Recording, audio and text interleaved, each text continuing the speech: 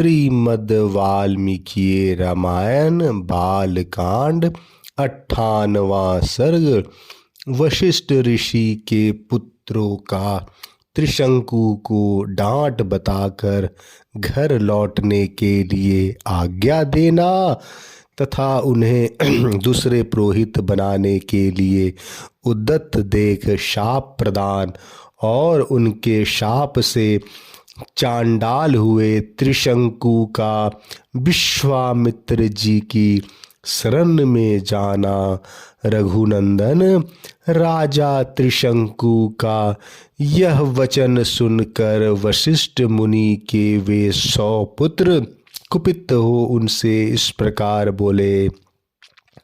दुर्बुद्धे, तुम्हारे सत्यवादी गुरु ने जब तुम्हें मना कर दिया तब तुमने उनका उल्लंघन करके दूसरी शाखा का आश्रय कैसे लिया।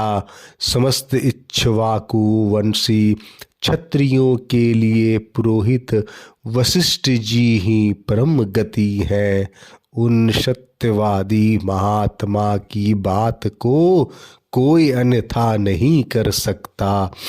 जिस यज्ञ कर्म को उन भगवान वशिष्ठ मुनि ने असंभव बताया है उसे हम लोग कैसे कर सकते हैं।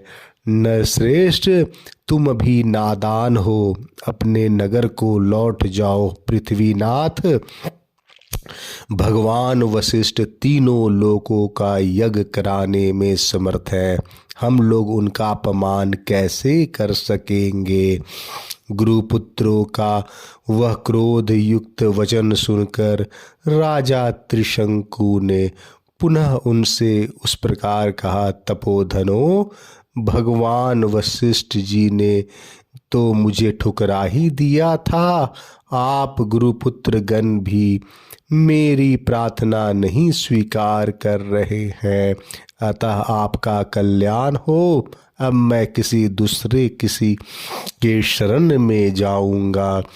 त्रिशंकु का यह घोर अभिसंधि पूर्ण वचन सुनकर महर्षि के पुत्रों ने अत्यंत कुपित हो उन्हें शाप दे दिया।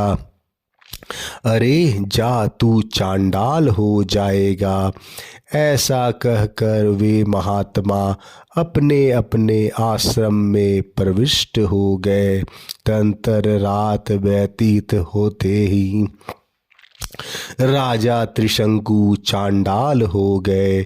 उनके शरीर का रंग नीला हो गया, कपड़े भी नीले हो गए, प्रत्येक अंग में रुक्षता आ गई, सिर के बाल छोटे छोटे हो गए, सारे शरीर में चिता की राख सी लिपट गई। विभिन्न अंगों में यथास्थान लोहे के गहने पड़ गए। श्री राम अपने राजा को चांडाल के रूप में देखकर सब मंत्री और पुरवासी जो उनके साथ आए थे उन्हें छोड़कर भाग गए। ककुतस्थ नंदन, वे धीर स्वभाव नरेश दिन रात चिंता की आग में जलने लगे और अकेले ही तपोधन विश्वामित्र की शरण में गए। श्री राम, विश्वामित्र ने देखा राजा का जीवन निष्फल हो गया है।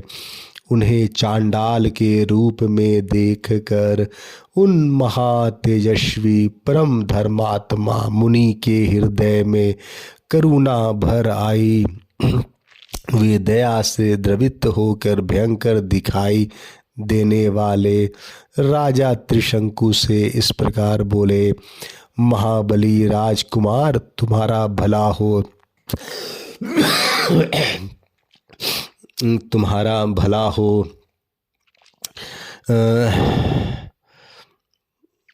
तुम यहाँ किस काम से तुम्हारा आना हुआ है। वीर अयोध्या नरेश, जान पड़ता है तुम शाप से चांडाल भाव को प्राप्त हुए हो। विश्वामित्र की बात सुनकर चांडाल भाव को प्राप्त हुए और वाणी के तात्पर्य को समझने वाले राजा त्रिशंकु ने हाथ जोड़कर वाक यथार्थ कोविद विश्वामित्र मुनि से इस प्रकार कहा। महर्षि, मुझे गुरु तथा गुरुपुत्रों ने ठुकरा दिया। मैं जिस मनोविष्ट वस्तु को पाना चाहता था उसे न पाकर इच्छा के विपरीत अनर्थ का भागी हो गया। सौम्य दर्शन मुनीश्वर, मैं चाहता था किसी शरीर से स्वर्ग को जाऊं, परंतु यह इच्छा पूर्ण न हो सकी। मैंने सैकड़ों यज्ञ किए हैं, किंतु उनका भी कोई फल नहीं मिला। सौम्य, मैं क्षत्रिय धर्म की शपथ खाकर आपसे कहता हूँ कि बड़े से बड़े संकट पड़ने पर भी न तो पहले कभी मैंने मिथ्या भाषण किया है और न भविष्य में कभी करूँगा। मैंने नाना प्रकार के यज्ञों का अनुष्ठान किया, प्रजाजनों की धर्मपूर्वक रक्षा की और शील सदाचार के द्वारा महात्माओं तथा गुरुजनों को संतुष्ट रखने का प्रयास किया।